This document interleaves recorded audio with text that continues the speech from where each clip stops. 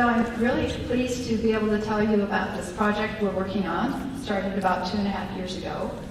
And the idea is we're trying to do field trials for beneficial management practices for land bird species at risk in working forests in Nova Scotia. The talk we're giving today will be focused on the work in Western Nova Scotia that I'm doing with the Mersey Community Forest Co-op. And I'm going to start off with an overview of what the BMPs are all about, and then Matt's going to talk more about the operational considerations and applying them on the NCFC lands.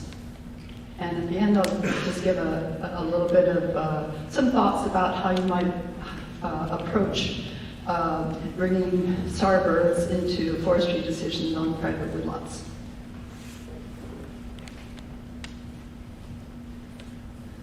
So these are the 5 species that we're working on. I chose them because they are still, it's still possible to find them, even though they're declining, it's still possible to find them in the working forests of Nova Scotia.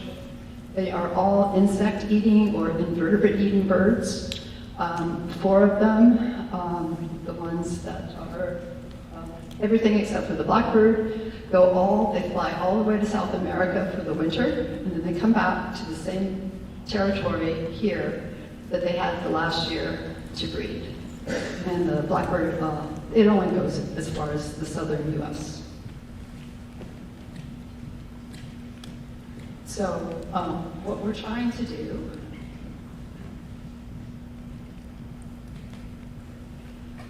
so basically, the idea is, in order to conserve these birds, we have to be thinking about the working forests, because their populations are dispersed across the working forest. There's no way you could set up enough protected areas to provide enough habitat. So recovery of these species is going to depend on access to quality and stable breeding habitat. So we have to start looking at conservation in the working forests.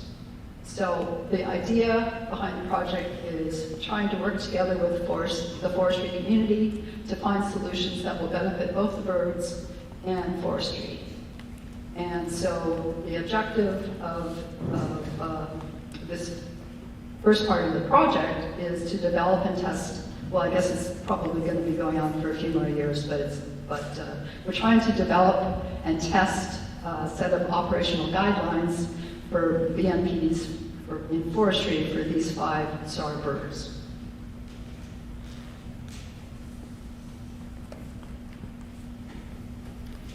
So right around the time that the project was starting, Katie McLean at Clean Annapolis River Project was starting to produce this series of BMPs for SAR in Nova Scotia. There's a series on forestry and a series on agriculture.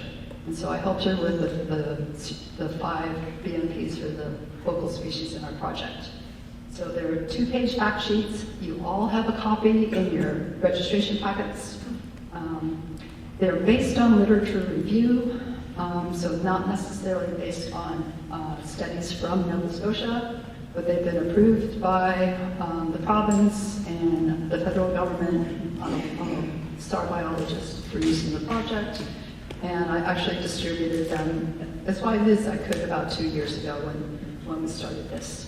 So they have a little, on the first page, you'll see it talks about how to identify the species, what its habitat is like, and then on the second page, the how you can help beneficial management practices section. That's basically the BMPs that have been drawn from the literature, and now we're trying to go through those and say, okay, given this particular harvest block that we're looking at, which of these BMPs could be applied?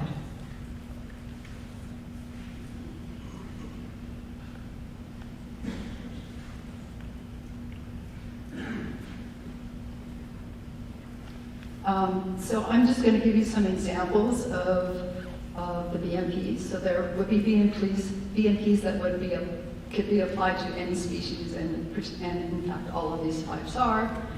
One of the big ones is avoiding silviculture during the nesting season, and each bird has a slightly different set of nesting dates. And also avoiding the use of insecticides and herbicides, because that impacts their prey and their habitat. BMPs for SAR that tend to occupy wet forest include leaving a 50-meter buffer around any stream, wet forest, or open wetland, avoiding activities that alter wetland hydrology. If you have to harvest, to do so on the snow or frozen ground, and to avoid harvesting in forested wetlands if possible. And now it's great that it's recommended that you not harvest in forested wetlands, at least on crown land. This little bird, the Canada Warbler, nests right on the ground in a little hummock in a swamp. And then if you go through the BMPs, you'll see that there are specific things for each species. So for Canada Warbler, minimizing the amount of edge that you create when you're harvesting, retaining a certain number of trees. For song perches, so the males have to be able to go up into a tree to sing, to display for females, and to monitor for predators and to defend their territory. They need a messy site, so leaving tree tops and limbs on site is a good idea.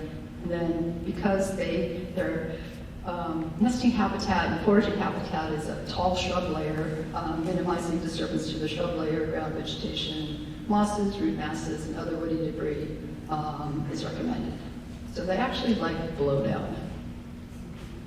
The olive-sided flycatcher is a bird that is mostly found in mature, moist to wet coniferous forest.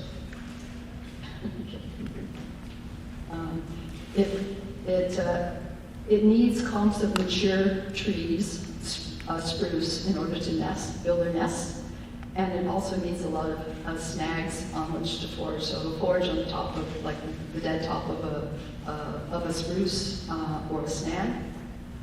So uneven age forage management is recommended for this species, but I realize that that's not necessarily compatible or ought to be compatible with black spruce forest management.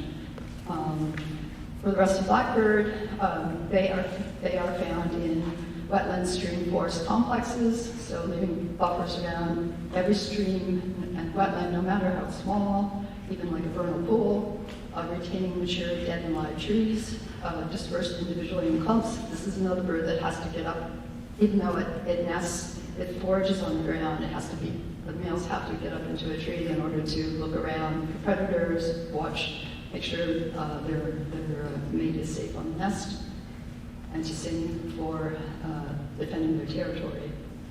And encouraging structural diversity is a big one for that species. Next. The other two are more upland species. So eastern wood kiwi is a bird of a mature upland mixed forest in Nova Scotia. So selection harvesting to create older gaps with high basal area and small canopy gaps, which seems to be compatible with the new ecological forestry prescriptions, which should benefit this bird. Using gap dynamics of small scale, continuous incremental disturbances supporting the development of an uneven age stand structure, maintaining large mature trees in deciduous forest, greater than 30 centimeter DPH, greater than 35 if it's coniferous or mixed wood.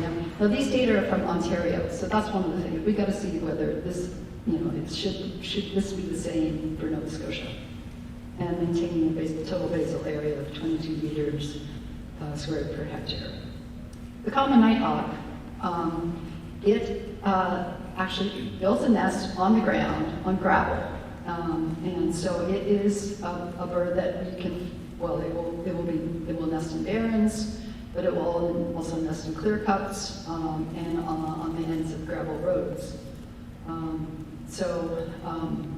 They may actually benefit from harvesting, but you can also, when you're harvesting, you can create roosting habitat for them by leaving a certain amount of large diameter logs or pieces of logs, because the birds are active at dawn and dusk, and they roost during the daytime, so they need something to roost on.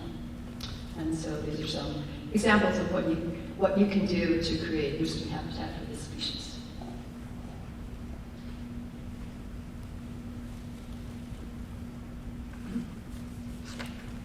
So in this project, we focused on actually finding the birds and then building up a BMP around the area the bird was using in a particular harvest block. So we had to find the birds.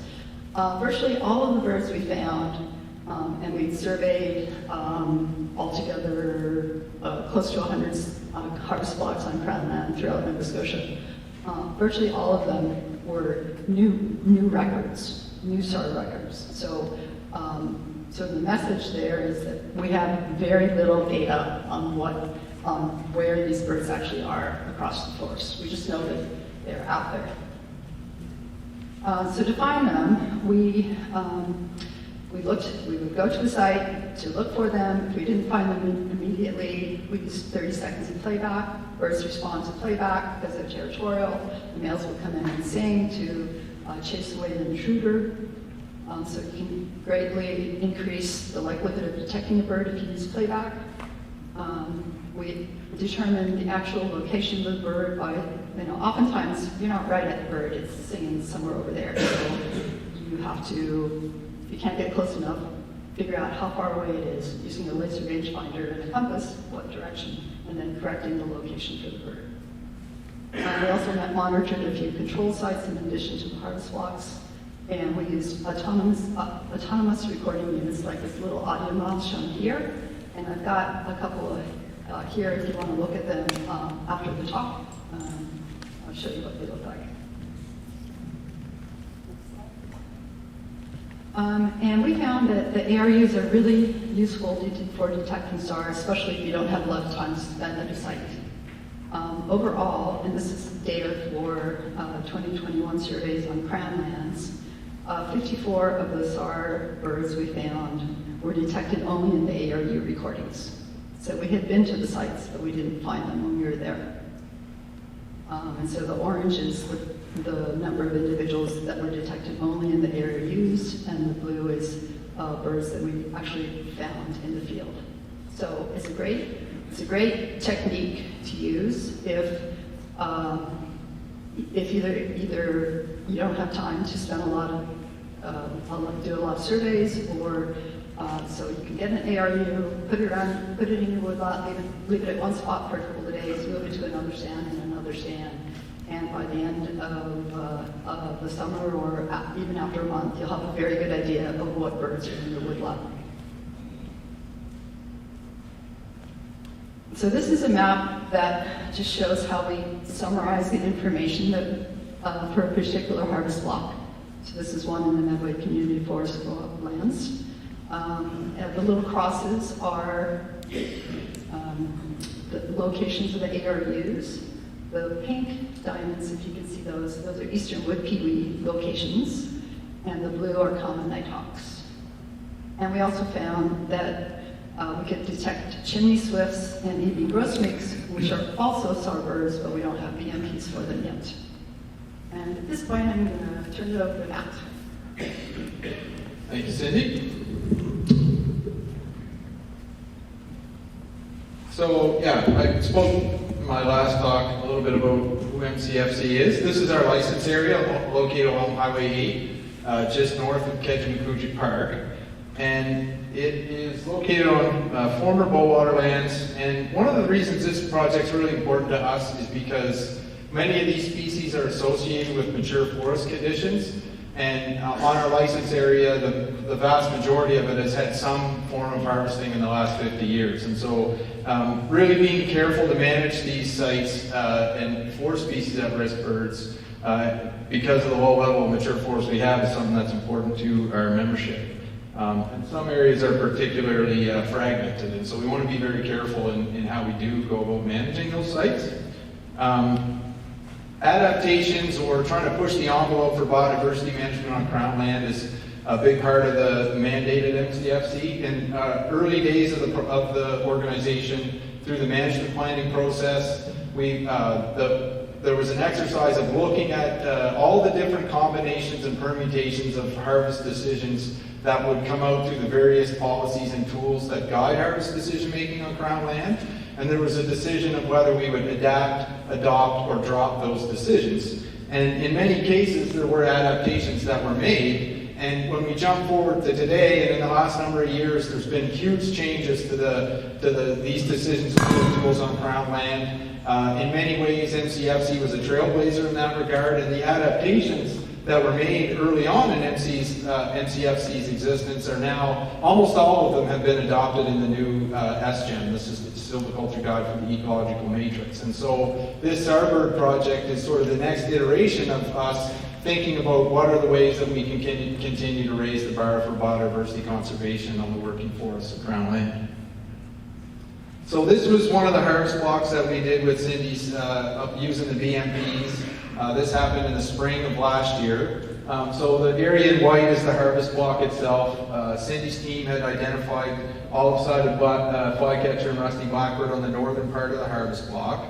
This was a single tree selection and a 30% removal. That 30% is important.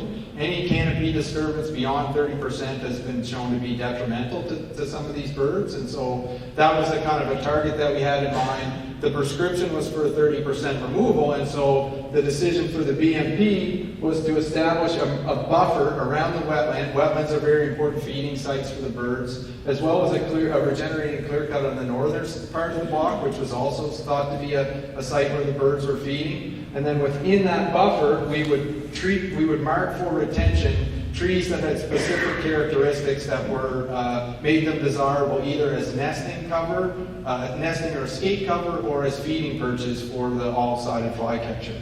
And so the areas in red are the retention sites that would happen normally through a harvest, things like wet soils, young forest, our wildlife dumps or retention areas. And then this buffer was the area that we had applied. It was pretty simple. Really what Cindy's team was giving us was, we have to leave retention when we're doing this treatment anyway, and she was giving us specific information about the characteristics of what we should be leaving behind and where we should be leaving it behind.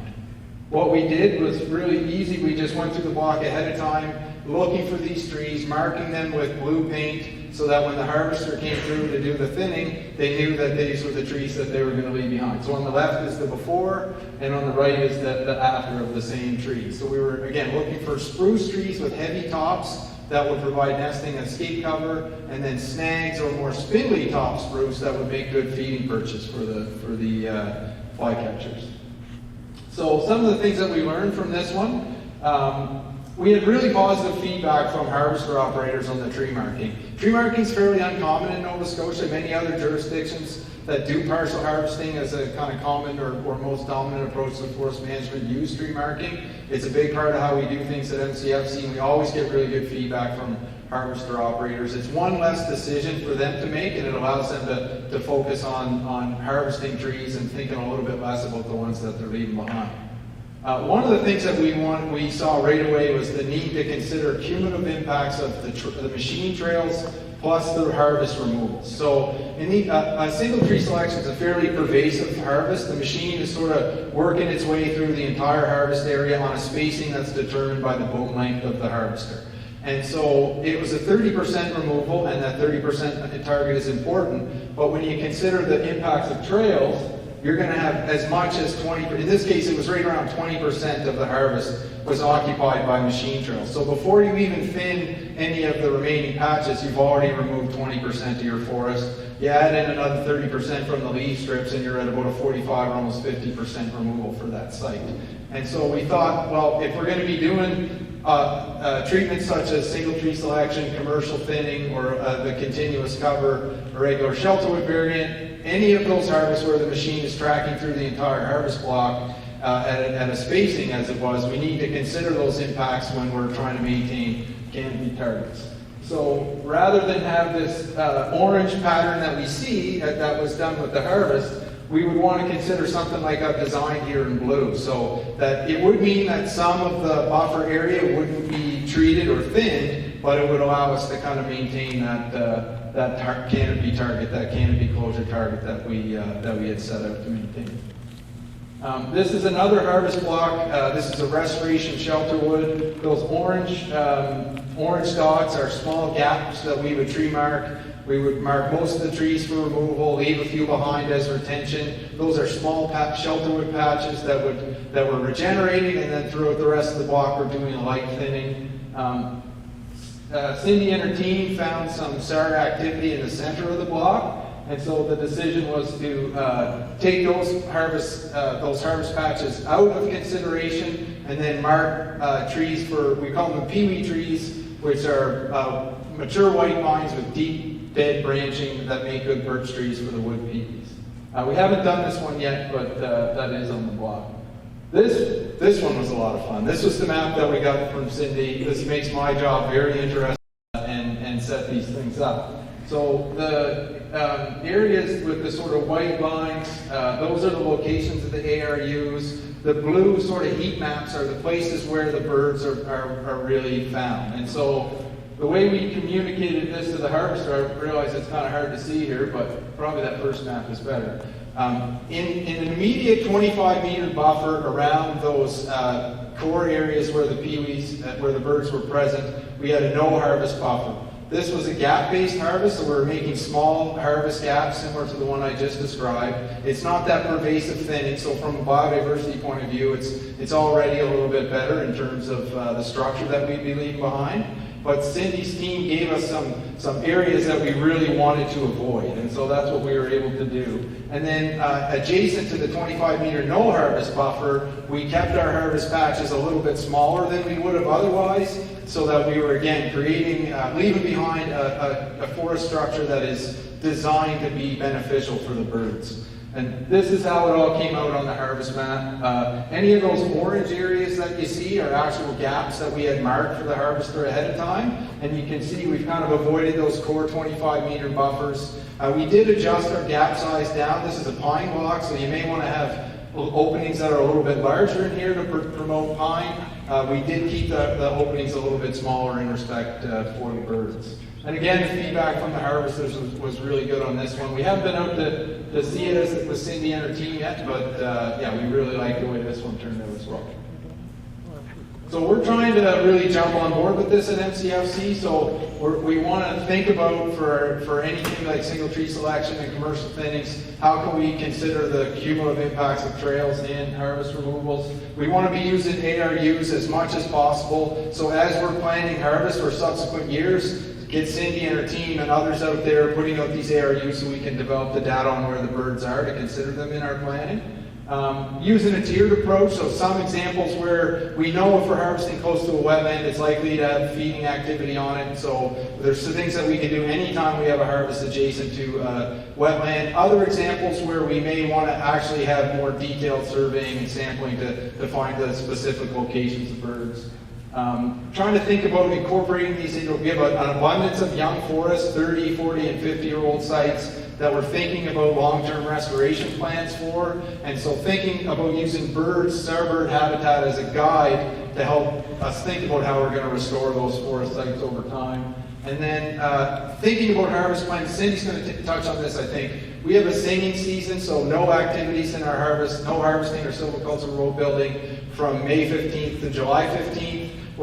That covers the majority of the nesting activity that happens, but there's some shoulder seasons there that we want to consider as well. And so those are good times to be harvesting in those younger sites where there's less likely to be starbirds. It's a way to help sort of extend the impact of that hard stop of operations, extend it a little bit on either side by avoiding places where we suspect there may be bird activity. Back over to Cindy.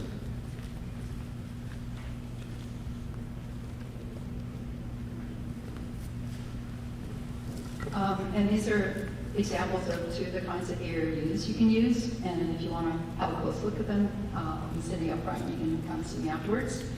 So I just wanted to end with some thoughts here about how you might incorporate BMPs into private woodlot management. So you can try to apply BMPs for the SAR that are most likely to be present in a stand. So how do you know? Well, you can learn to identify the habitat. I mean, there are certainly a lot of features that characterize the habitat of each species. So this is certainly possible to do. And we do offer field trips, so I encourage you to join one of our field trips. You can use SAR records that are available through the ACCDC. You can use habitat models that show where the suitable habitat is likely to be. For wetlands, you can just simply apply a 50-meter buffer around them because that's probably going to be beneficial even if you don't know if there's a SAR there. And using uneven age management techniques will increase the diversity of the vertical and horizontal structure of the stand, which is going to benefit SAR and other species.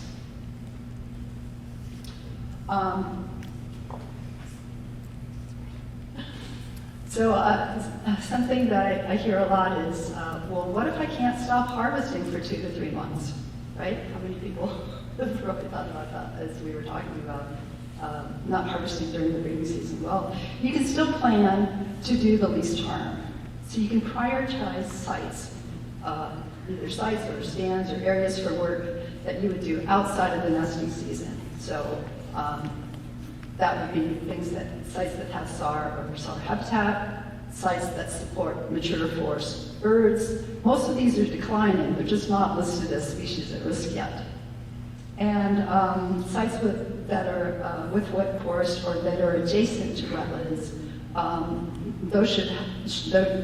that would be a good place not to harvest during the breeding season, because forested wetlands and more open wetlands are more productive sites. They have more bird species, they have more individual birds, and they have more SAR than upland sites.